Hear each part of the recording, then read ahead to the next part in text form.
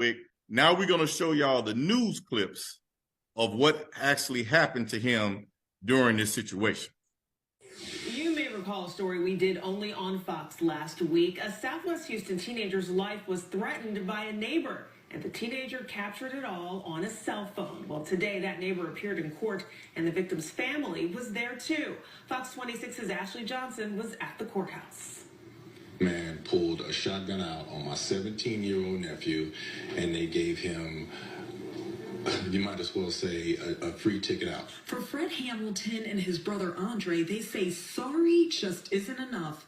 This morning, Daniel Edward Andrews, who threatened their nephew and son, apologized in court. It's right here. The rain on your dude. It was this video taken on a cell phone by 17-year-old DeAndre Hamilton that landed his neighbor Andrews in jail. Last Thursday, the teen was getting off from work when Andrews started cursing at him and threatened his life with a shotgun. He's just scared. I mean, he's a kid. He never been in a fight. So, somebody putting a gun at him is just ridiculous. Today, DeAndre, who's on his way to Prairie View A&M University, wasn't in court, but his father and uncle came to fight for justice. Andrews pled guilty to disorderly conduct, a charge the Hamiltons say is a mere slap on the wrist and doesn't live up to the threat. If it would have been upgraded from disorderly conduct and it was some type of felony, maybe the family would have looked at it a little bit better in that light. The district attorney says he fought for the max sentence of 180 days in jail and believes Andrews' apology was a big factor and why the judge only ruled he get 60 days. He didn't try to put any blame on anyone else. He sort of, essentially, as he said, threw himself on the mercy of the court, and I think the judge found that to be a heartfelt confession and apology. Andrews' defense attorney says he wanted a deferred probation and that his client is extremely sorry for what he's done. He wanted to let the court know that he knew he did something wrong. He's not proud of it, and he realizes that the consequences could have been terribly wrong. He also realizes how this looks. It just doesn't look good. Ashley Johnson, Fox 26 News.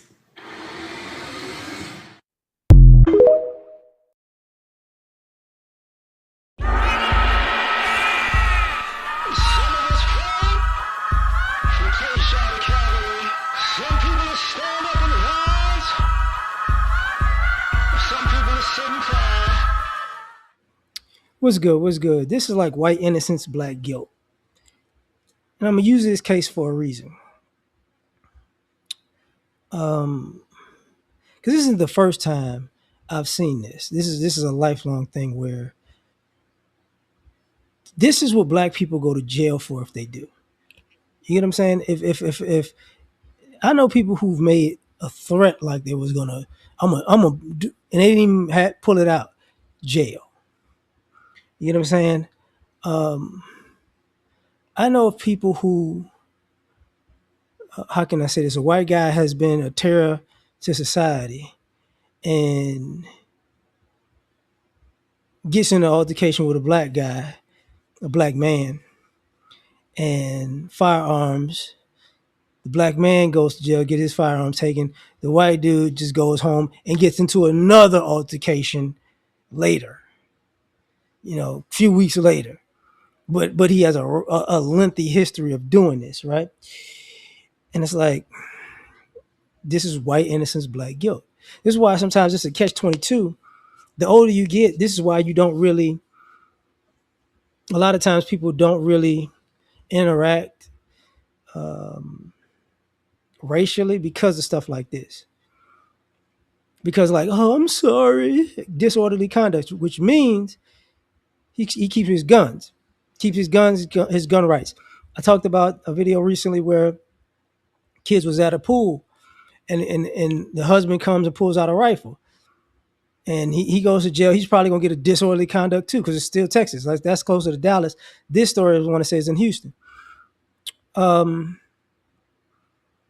What was the guy that got the aggravated assault charge in Georgia in Leesburg?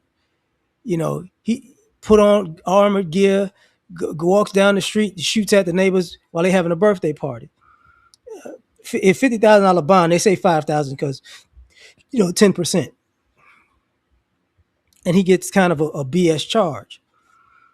But and then people like to talk about like the crime statistics and what's going on and why are people much more violent. It's not that black people are violent; it's that black people are found guilty for stuff.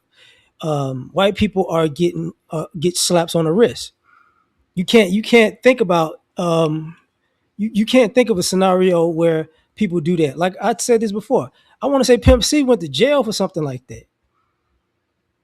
Brandishing a firearm or something. It was something like that. That's an issue. Do y'all remember the story when the old black man was walking out of Walmart and he had a gun on his hip, like in a holster, and a white dude saw it, and then they jumped him to take the gun off of him. Oh, he's got a gun. He's like, oh, here we go. This behavior of white innocence is an issue. That's what the whole January 6th thing was about. Like, damn, you mean to tell me y'all gonna put these people in jail and then let them out and then pardon them? And then one of the dudes just went back to jail for murder. So it's like, but it's white innocence, black guilt. Um, you saw the video. Some people didn't see that. They saw the video of the kids at the park, and it was black kids at the park, and they sat down and they were sitting down on the side, by the swings, and the cops got called to get rid of the black kids because people felt uncomfortable. That's black guilt. So I saw a video of basically a black guy got arrested on a beach because the cops said you was drinking beer, so they arrested this black guy. They arrested another, I think a black guy, but I couldn't tell. It was a black man, black woman. I couldn't tell.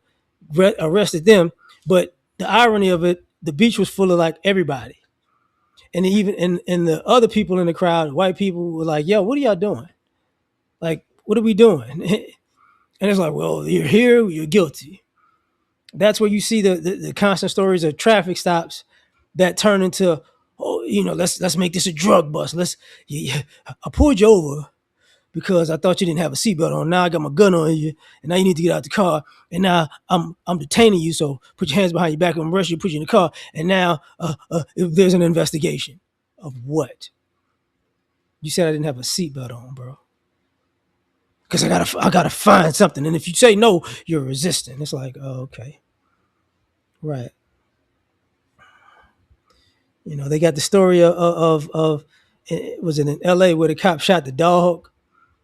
And I'm a dog owner, so you come to the person's house, you check on them, the dog gets out, you shoot the dog.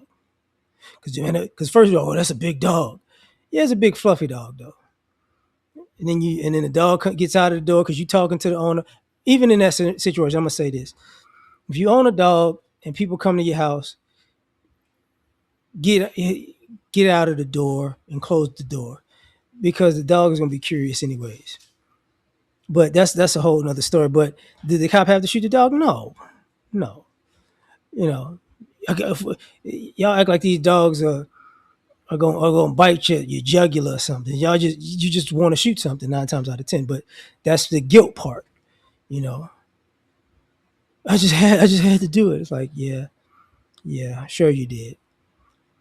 But going back to the criminality part of this is like this guy goes to court and goes, "I'm sorry, Your Honor," oh, oh, oh. And he gets a minimal charge.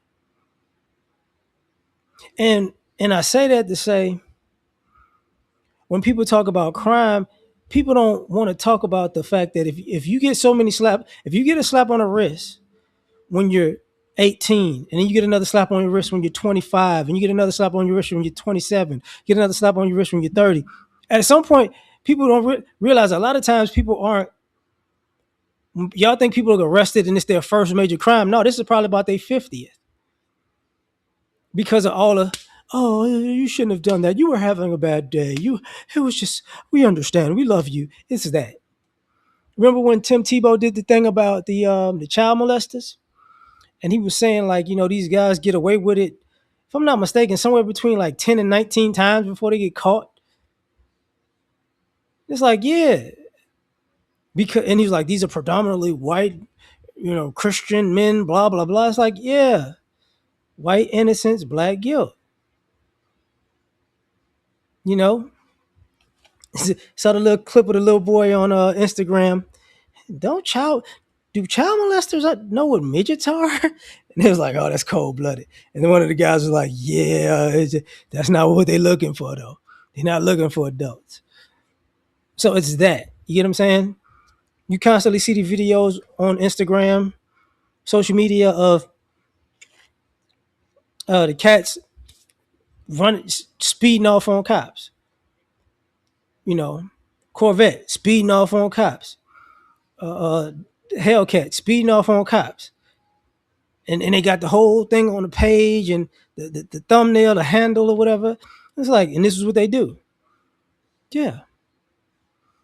And just somehow rats, we can never catch them.